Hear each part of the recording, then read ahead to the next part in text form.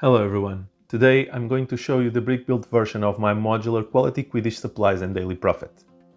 This is the second building of my Modular Diagon Alley MOC, a MOC where I'm transforming into modular format the original Diagon Alley LEGO set from 2020.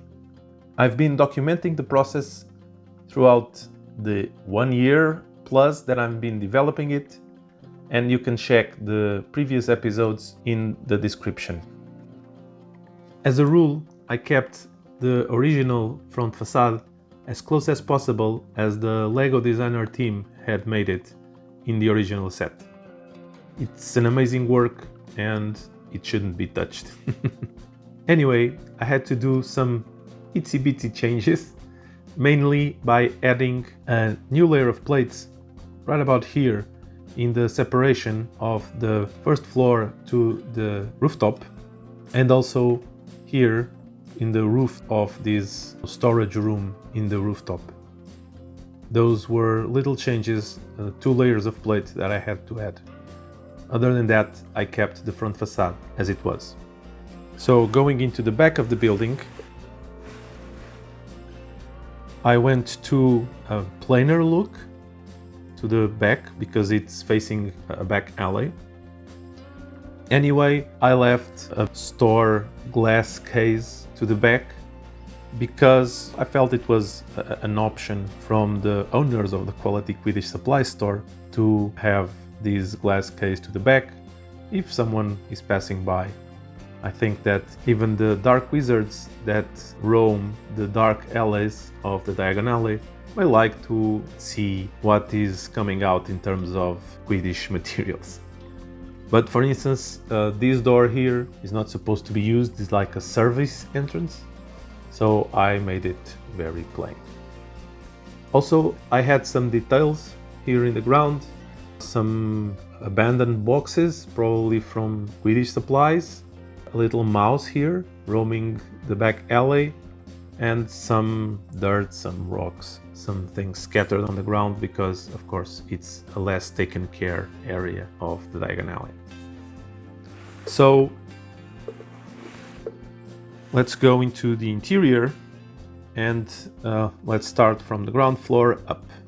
So let me remove this.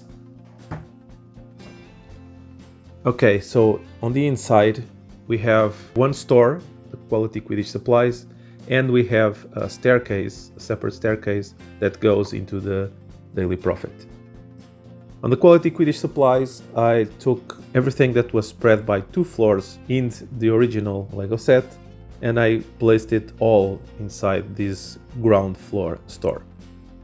And I even added a few things. So basically we have some clothes cabinets.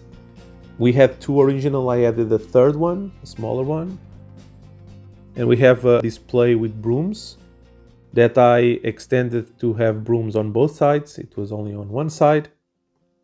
We have 2 mannequins. We have probably the Nimbus 2000 showing on the glass case for the front of the store. We have some bats also on a display. We already had a trunk with a bat and bulgers, and I added an additional crate with more bulgers and a bat. So basically that's it for the inside of the Quality Quidditch Supplies. On this corner where we have the staircase for the Daily Profit, you can see that I kept the door in the front and we have just a simple wood staircase, pretty sturdy, to access the first floor. So let me show you now the first floor. Just placing this here and removing the roof. Oops. So in the first floor, this is completely new because before in the original LEGO set, the Daily Profit was just like an empty hallway and the Quality Quidditch Supplies occupied the 2 floors of the building. And in my transformation, I placed the Quality Quidditch Supplies only on the ground floor, and I transformed the first floor into a Daily Profit newsroom. So I added several desks and chairs. I made a special desk and special chair in green for Rita Skeeter. She's a big name of the Daily Prophet, so I think that she would have a special desk and share a special place in the Daily Prophet. And I also added 2 other desks and 2 other chairs for other journalists. I added here a coat hanger and a board with some informations. Well, I don't know how pictures are developed in the magical world, but since they are using pretty old cameras, I assume that they would need to develop those photos. So I added here in the corner a dark room where the photographers can develop their pictures. On the outside it has a red light so that anyone can see if the dark room is being used and not open the door accidentally and ruin the photographs. And the inside you have a shelf with the chemical products, you have a place where you hang the photographs to dry, and you have a tap with some container and a machine to increase the photos to see the details and help in the development of the photos. So basically a traditional dark room. And in the hallway where you arrive, I made just an entryway with an arch, and on the side of this arch you have a ladder that goes into the rooftop. So let me show you how this works on the rooftop. Rooftop has an open area, but also has here a storage room. So to access the rooftop, I added this trapdoor, and this is right above the ladder, so you just climb the ladder and you access the rooftop here. And it has a door that you can access to the storage room. So let me remove the ceiling of the storage room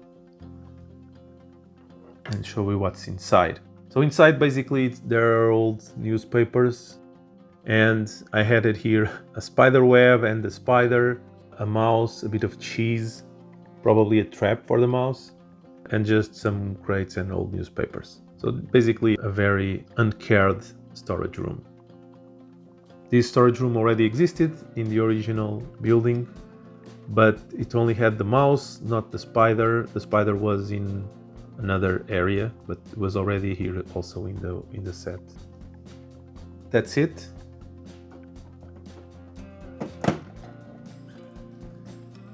This is my modular Quality Quidditch Supplies and Daily Prophet.